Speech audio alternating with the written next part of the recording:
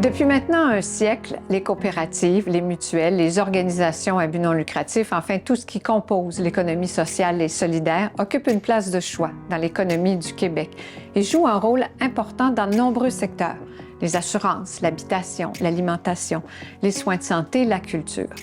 René Lévesque, sans qu'on le sache vraiment, y a apporté une touche, discrète mais judicieuse, et ce modèle d'entrepreneuriat collectif québécois fait aujourd'hui l'envie de bien des pays.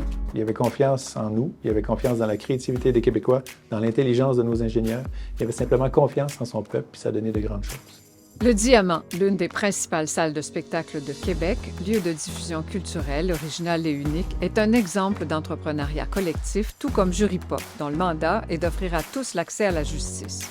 On a une des plus grandes coopératives financières au monde, Desjardins, parmi les plus grandes coopératives agricoles, Solio, qui est la fusion de certaines coopératives.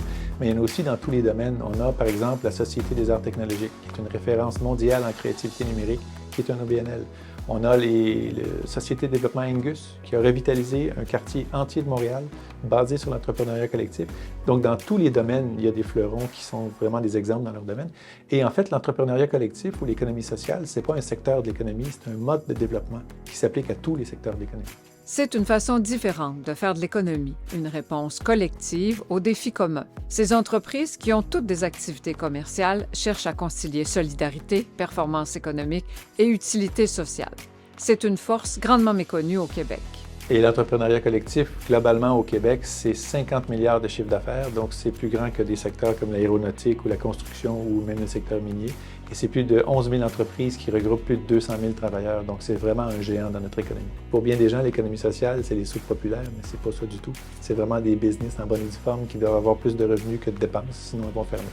Donc c'est les mêmes talents d'entrepreneurs qu'il faut pour gérer une coopérative qu'une Inc. en bourse. Quand on compare le Québec avec d'autres provinces ou avec la présence des entreprises collectives, coopératives, mutuelles, associations, est plus importante.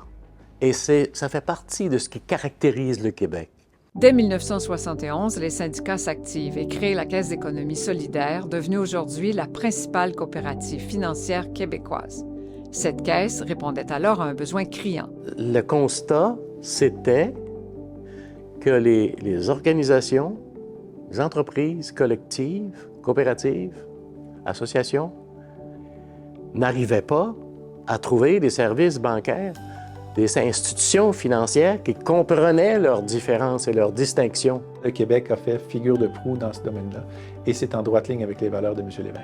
En 1977, René Lévesque initie un sommet économique. Patrons, politiciens, syndicats, représentants des milieux coopératifs et agricoles discutent développement économique. Une première réelle concertation économique et sociale au Québec. En 1980, son gouvernement révise la loi sur les compagnies afin d'y inclure les organismes à but non lucratif.